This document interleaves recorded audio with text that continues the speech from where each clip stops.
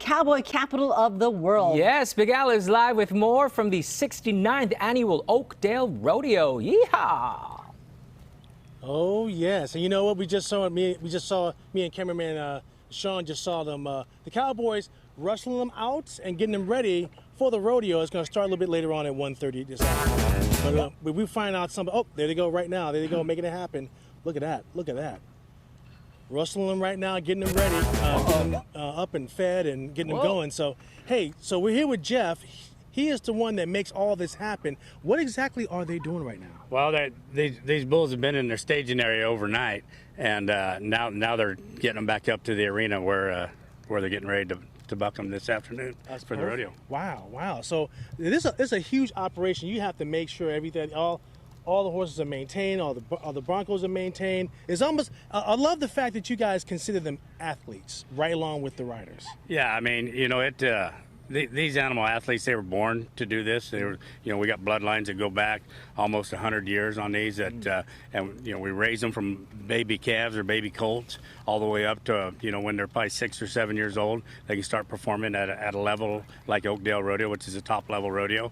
And so yeah, it's a long process. They're just not a bunch of farm animals you bring into town. You know, they're raised to be, you know, to be athletes. And you know what? I'm sorry, I keep looking over my shoulder because it reminds me of one of those science fiction shows where you watch the statues, and as soon as you turn your back, the statues come closer and closer and closer. And then you turn back around and they stand still. That's what they've been doing this entire morning. But they kind of know when it's time to be fed, when it's time to get out and get going. Oh yeah, it's game time for them. You know, they love it back here in the back, especially here at Oakdale. We got big pen space for them to spend the night, to rest, to lay down, eat.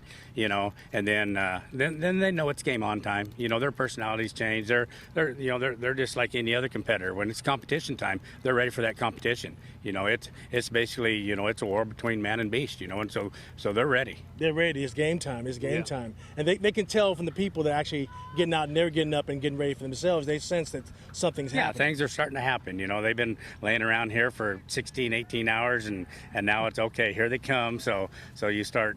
You can see the look in their eye. They're ready. It's game time. So how can they manage to do their jobs and do their thing with a whole crowd? It was like 8,500 people here yesterday. That's amazing. Yeah, it's amazing, but it doesn't bother them animals. I mean, they performed in front of large crowds before, and you know, it's their job. They know their job. And the back pens back here, as you can see, they're docile. They're standing there. Mm-hmm. When you get them up there and you get them in the arena, you know, they're going to buck and do what they can to throw the cowboy off, and that's a win for the horse or the bull. So yeah, they're here to win too. Absolutely. And I know it takes a huge operation to feed them. I mean, cameraman Sean, if you can turn and look to your right, see that huge stack of like monstrous hay tower.